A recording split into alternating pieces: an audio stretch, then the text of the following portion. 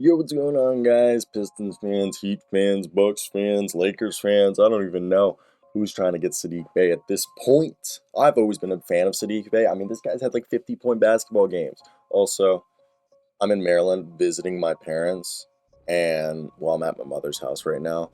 Hence all this stuff behind me because they got me shoved in the basement. Also, look at this little real journalism stuff. KU journalism, like, sure, I don't fucking know.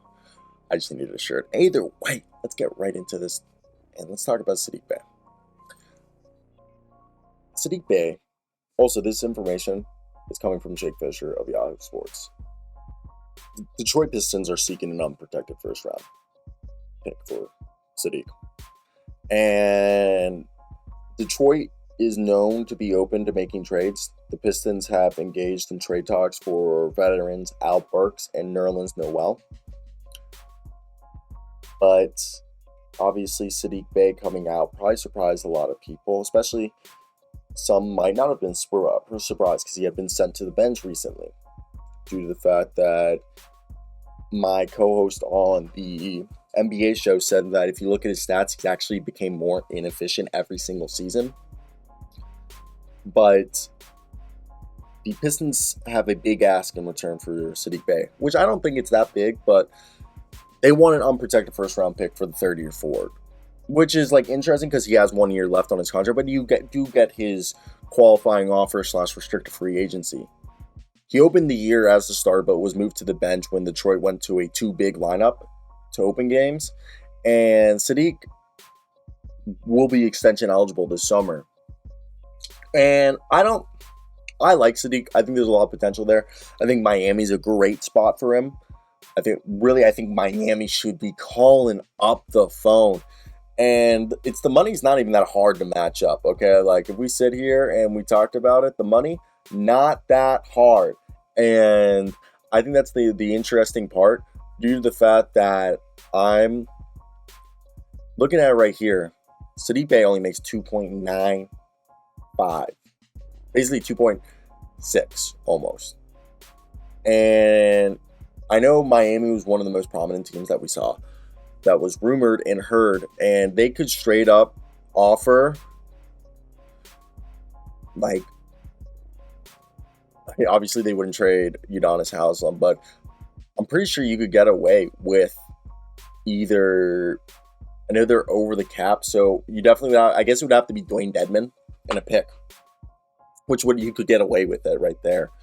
I have thought about the Spurs would be a perfect location for him because San Antonio would let him develop. And just imagine Devin Vassell, Saddiq Bey, and Keldon Johnson all on the same court. Oh, that would be unreal. Okay, and I think that's the most interesting part due to the fact that I'm looking at like here. Look at the Spurs. They have stuff that they can give up. And first off, Gorgie Dang would just make the money work immediately. I'll send you Gorgie Dang in a pick. Here's an unprotected pick in Gorgie Dang. Give me Saddiq. I have no problem with Saddiq. I like him, and I don't understand why they're. Maybe he doesn't like Dwayne Casey.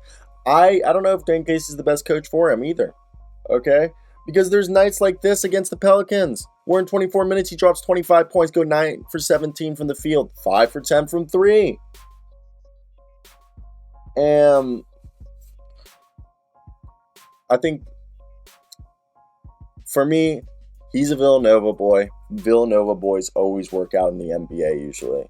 So I'm not worried. And I think whoever gets Saddiq Bey for an unprotected first-round pick, just look, there's so many rebuilding teams like the Pacers, like the Spurs, like the Jazz.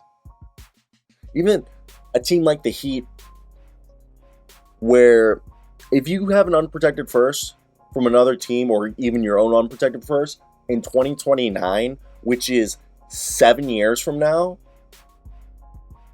you're telling me you wouldn't give up that unprotected first, which you can easily go and get somebody else's first for that draft in the next 7 years and give up that pick because you can trade, I think 2029 is the farthest, and if not, it's 2028, for Saddiq Bey.